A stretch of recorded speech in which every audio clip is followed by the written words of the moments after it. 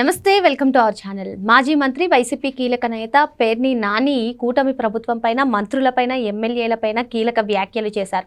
మరి జగన్మోహన్ రెడ్డి బంగారుపాలెం వెళ్తానే వరకు కూడా ఏ ఒక్క మంత్రి వెళ్ళలేదని, ఇది రాష్ట్రానికి పట్టిన దరిద్రమని ఆయన వ్యాఖ్యానించారు. మరి మంత్రులందరూ చచ్చిపోయారా, ప్రభుత్వం ఏం చేస్తుంది అంటూ ఆయన నిలదీశారు. మరి దీనిపైన పూర్తిగా విశ్లేషించడానికి మనతో పాటుగా ఉన్నారు ప్రముఖ రాజకీయ సామాజిక విశ్లేషకులు అడిసిమెల్లి శ్రీనివాస్ గారు. నమస్తే సార్. నమస్కారం. అసలు రైతాంగాన్ని, రైతు సమస్యల్ని ప్రభుత్వం పట్టించుకోవట్లేదు. ఇది మన రాష్ట్రానికి పట్టిన దరిద్రం. అసలు జగన్మోహన్ రెడ్డి అక్కడికి వెళ్తాననే వరకు కూడా ఏ ఒక్క మంత్రి వెళ్ళలేదు, ఎమ్మెల్యేలు వెళ్ళలేదు. ఏం చేస్తున్నారు? మంత్రులందరూ చచ్చిపోయారా, ప్రభుత్వం అందరూ కూడా చచ్చిపోయారా అంటూ పేర్ని నాని కీలక కామెంట్స్ చేశారు సార్. అదేవిధంగా అచ్చెన్నాయుడు గారిని కూడా ఉద్దేశించి జగన్మోహన్ రెడ్డి వస్తున్నారంటే హుటాహుటిన ఢిల్లీ పయనమై వెళ్ళిపోయారు. ఏం చేస్తున్నారు అసలు? అసలు ఈ త్రిమూర్తులు కలిపి అంటే పవన్ కళ్యాణ్, చంద్రబాబు నాయుడు గారు, లోకేష్ గారిని ఉద్దేశించి జగన్మోహన్ రెడ్డిని అరిచెయ్యి అడ్డుపెట్టి ఆపాలనుకుంటున్నారు. జగన్మోహన్ రెడ్డి అంటేనే జనం అంటూ పేర్ని నాని చేసినటువంటి వ్యాఖ్యలని ఏ విధంగా చూడాలంటారు? ఏ విధంగా చెప్తామంటే, పిచ్చోళ్ళు రాత్రుళ్ళు అర్ధరాత్రి మెలుగు రాగానే పాటలు పాడుకుంటుంటారు. వాళ్ళు ఏం పాడుతున్నారు వాళ్ళకి తెలియదు, మనకి తెలియదు. వాళ్ళకి అర్థమవుతుంది, మనకు అర్థమవుతుంది.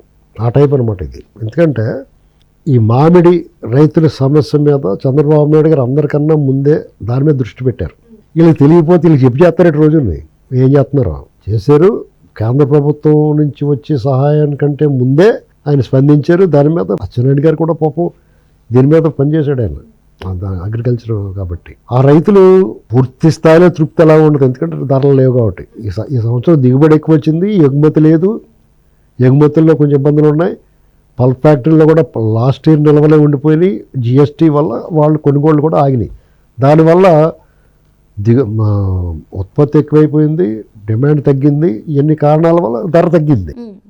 మామూలుగా ధర ఉన్నప్పుడు కూడా దొబ్బేసి బ్యాచ్ దొంగల మూట ఉంది అక్కడ పెద్దిరెడ్డి వాళ్ళని. పాలైనా, పాడి రైతులైనా, ఈ మామిడి రైతులైనా వాళ్ళే జేబులో చేయడం తీసేసుకుంటారు డబ్బులు వాళ్ళ దగ్గర. అంత దారుణం. పైగా ఇప్పుడు సరుకు తీసుకుని వచ్చే సంవత్సరం డబ్బులు ఇస్తారు.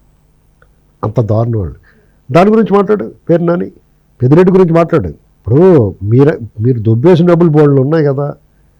పెద్దిరెడ్డి ఎందుకు కొనలేకపోతున్నాడు? ఆయన సొమ్ము ఏం పోద్ది? కొల్లగొట్టేసిన 1000 కోట్లు 200 కోట్లు ఏం మూలగా? ఈ ప్రభుత్వాన్ని బదనాం చేయాలంటే మీ వల్ల కాదు. ఎందుకంటే వాళ్ళు చంద్రబాబు నాయుడు గారి నాయకత్వంలో కూటమి ప్రభుత్వం ప్రజల పట్ల బాధ్యత కలిగిన వాళ్ళు. మీలాగా బాధ్యత లేని మనుషులు కాదు. వాళ్ళు చేసిన తప్పు ఏంటంటే నీ గోడౌన్లు, నీ బియ్యం, ఈ విషయంలో నేను ఇంకా మాట్లాడుతున్నారు. వాళ్ళు చేసిన తప్పు అదే. జగన్మోహన్ రెడ్డిని రోడ్డు మీద తరలిస్తున్నారు కదా, ఈ వాడిగా లోపల కూర్చోబెట్టాలి.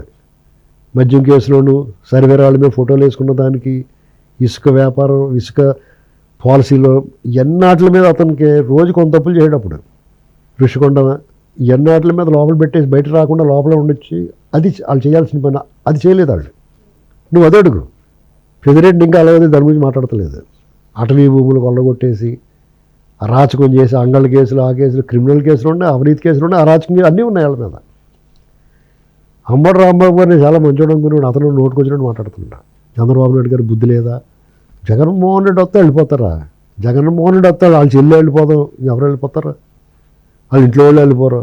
అతని మీద ఎవరికి భయం ఉంది? ఎవరికే భయం లేదు. అసహ్యం ఉంది, ఆక్రోషం ఉంది. దొంగోళ్ళు అంటే ఎవరికి భయం ఉంటుందండి? చంపేస్తారేమో, దుబ్బేస్తారేమో భయం తప్ప వాళ్ళు ఏదో బాబోయ్ మనల్ని ఏదో విమర్శిస్తారన్న భయం ఎందుకుంటుంది? ఆ భయం ఉంది. వీళ్ళు వస్తే అరాచకం చేస్తారు, వీళ్ళు వస్తే దొంగతనాలు జరుగుతాయి, వీళ్ళు వస్తే దోపిడీ జరుగుద్ది. అది భయం వాళ్ళకి, ప్రజలకు. కానీ ఎవరికన్నా కానీ. సార్, ఇక్కడ ఒక చిన్న డౌట్ సార్. ఏదైతే రైతు సమస్యలను కూటమి ప్రభుత్వం పట్టించుకోవట్లేదు అంటున్నారో, రైతులు ఎవరైనా బయటకు వచ్చి నిరసనలు వ్యక్తం చేశారా? నిన్న చూసుకున్నట్లయితే జగన్మోహన్ రెడ్డి వెళ్ళకముందే గో బ్యాక్ జగన్మోహన్ రెడ్డి అంటూ రైతులే నిరసనలు వ్యక్తం చేశారు. మరి జగన్మోహన్ రెడ్డి పర్యటనలో చూసుకున్నా వాళ్ళు రైతులే కాదు, అంతా వైసీపీ కార్యకర్తలే అని కూడా కథనాలు వస్తున్నాయి. మరి ఎప్పుడైనా అసలు రైతులు బయటకు వచ్చి నిరసనలు వ్యక్తం చేశారా? ఇప్పుడు నువ్వు ప్రాపర్గా నీ సమస్యని అడ్రస్ చేస్తానంటే నువ్వు వెళ్తావు, అంతేగాని నీ సమస్య ఏదో ఉందని దాన్ని అడ్డం పెట్టి నువ్వు రికార్డింగ్ అని చేస్తే ఎవడ చూస్తాడు? ఇప్పుడు రైతుల సమస్యల మీద అతను ఏ సమస్య మీద వచ్చినా ఎలాగుంటుందో ఎవరని చూసారు రైతులు అక్కడ. ఒకవేళ నువ్వు నిజంగా రైతు సమస్య మీద మాట్లాడాలనుకుంటే ఎక్కడో చోట ఒక ఫంక్షన్ హాల్ బుక్ చేసి ఒక 500 మంది 400 మందిలో రైతులు రమ్మని వాళ్ళ చేత మాట్లాడించి ఆ సమస్యలు ఏమైనా వాళ్ళ నోటితో చెప్పించాలా. పోనీ నువ్వు స్క్రిప్ట్ ఇస్తావు, అలాగైనా చెప్పించేవా? పోనీ నువ్వు అసలు ఏ రైతుతో మాట్లాడు, నువ్వు ఎందుకు వెళ్ళావు, ఏం చేసి వచ్చావు, ఒక ప్రదర్శన చేసావు, సిద్ధం అనేటువంటి సభలు పెట్టావు ఎలక్షన్ ముందు. ఇప్పుడు అలాంటిది ఒక ప్రదర్శన చేసావు. ఇప్పుడు ఏ ఎలక్షన్ లేదు అన్నది దండగా మీరు పర్యటన. ప్రభుత్వానికి నువ్వు ఆయుధం అందిస్తున్న ప్రజలకే నీకు ఇంకో 2-3% ఓట్లు తగ్గుతాయి ఇలాంటివి చేయటం వల్ల. రైతులకి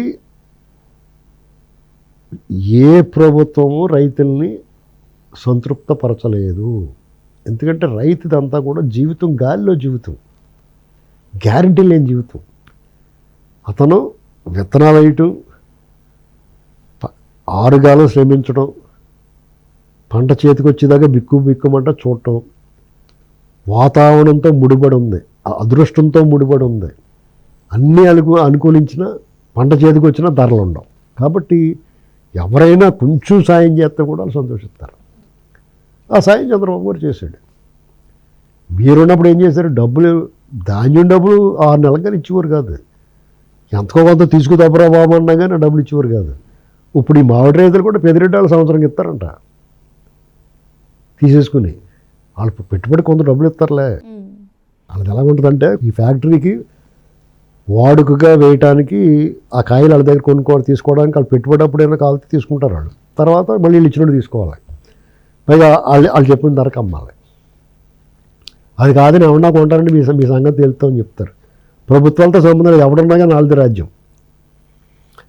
ఇక పిఎన్ఎల్ నోటికి వచ్చినా మాట్లాడేది, అంబటి రాంబాబు మాట్లాడుతున్నాడంటే వాళ్ళు ఏంటంటే వీళ్ళు చేసిన పొరపాటు అంటే వదిలేశారు వాళ్ళని ఏమీ చేయకుండా. ఇక్కడ రైతు కష్టాన్ని అడ్డం పెట్టుకుని నువ్వు నీ డ్యాన్సులు తప్పు. ఆ పంట ఒక తిని వస్తువు, మామిడి పండు. ఆ రైతు కళ్ళ ముందు నువ్వు తొక్కించావంటే నీ మనిషివా, మృగానివా, పశువువా అనేటువంటిది ఎవరికి అర్థం అవట్లా. మీరందరూ నిజంగా రైతు మీద ప్రేమ ఉంటే మీ పార్టీ వాళ్ళు ప్రతి ఊళ్ళు 10 కేజీలు కొనుక్కుంటాయి ఆ పళ్ళు, కాయలు. మరి లక్షల మంది ఉన్నారు మీకు, నీ వెనకాల పొడవమని వస్తారు కదా ఈ సైకో బ్యాచ్ అంతానే. మీ మెంబర్షిప్ ఉన్న వాళ్ళందరికీ తలకు 10 కేజీలు పంపించేమో డబ్బు కట్టే నువ్వు వాళ్ళకి కొనిపెట్టే వాళ్ళకి. కొరత కరువు తీరిపోతే రైతులు కూడా రూపాయలు వస్తాయి కదా. లేదా ఎన్ని గోలు ఎందుకు 200 కోట్లు నువ్వు దుబ్బేసిన డబ్బుల నుంచి ఇదిగో నా వంతుకో కేజీ 2-3 ఎక్స్ట్రా ఇవ్వండి బాబు అని ఇచ్చే ప్రభుత్వాన్ని జమగట్టు. అప్పుడు ఇంకా గట్టిగా మాట్లాడచ్చు. పవన్ కళ్యాణ్ గారు ఇవ్వలేదా కౌలు రైతులకి? ఆయన జల్లు డబ్బు తీసి ఇచ్చాడు లేదా? అవన్నీ చూసుకొని సిగ్గులేదు నీకు? 5 ఏళ్ళు ముఖ్యమంత్రిగా ఉన్నావు నువ్వు. ఇంకా బుద్ధి జ్ఞానం లేకుండా మాట్లాడతారు వచ్చి. మంత్రులు చచ్చిపోయారా, మీ సంగతి చూడాలి, మీ మీద కొండెర చేస్తే మీరు అక్కడ ఉండాల్సిన వాళ్ళు మరి ఇలా మాట్లాడుతురా మీరు? వాళ్ళు మీ పట్ల సానుకూలంగా పోనీ సావనేని వదిలేశారు. మీది తినాలి మాది తినాలి అన్నట్టు మీరు రాజకీయ నాయకులు మేము రాజకీయ నాయకులు. ఇప్పుడు ఎందుకు గొడవ, మళ్ళీ మనం గొడవలు ఎందుకు అన్నట్టు వదిలేశారేమో అనుకుంటాను నేను. లాతీలు చేసిన అరాచకాలకి వీళ్ళు ఇంకా రోడ్డు మీదకి వచ్చి మాట్లాడుతున్నారంటే ఖచ్చితంగా వాళ్ళదే తప్పు. అలా వదిలేస్తే ఎవడన్నా మాట్లాడతాడు. పిచ్చోడు రోడ్డుకు వచ్చినట్టు తిడతాడు, వీటి మీద చర్చిస్తారు తప్పు నోరు మూసిపోతాడు, కుయ్యమంటాను. అంత దారుణంగా వ్యవహరిస్తున్నారు వీళ్ళు. ప్రజల మనసులో మాత్రం ఇంకా దూరం అయిపోతున్నారు వీళ్ళు. 2-3 ఏళ్ళు మూసు కూర్చోవాలి ఇంట్లో వీళ్ళు. అప్పుడు కొంచెం వీళ్ళు మొఖాలు గట్టా మారుతాయి. మళ్ళీ అప్పుడు వచ్చారు ఇంకా తలకు రంగులు వేసుకుని గట్టండి వీళ్ళు కొత్తగా కనపడతారు. వీళ్ళు ఎలక్షన్ మన నుంచి మొదలెట్టారు వీళ్ళు.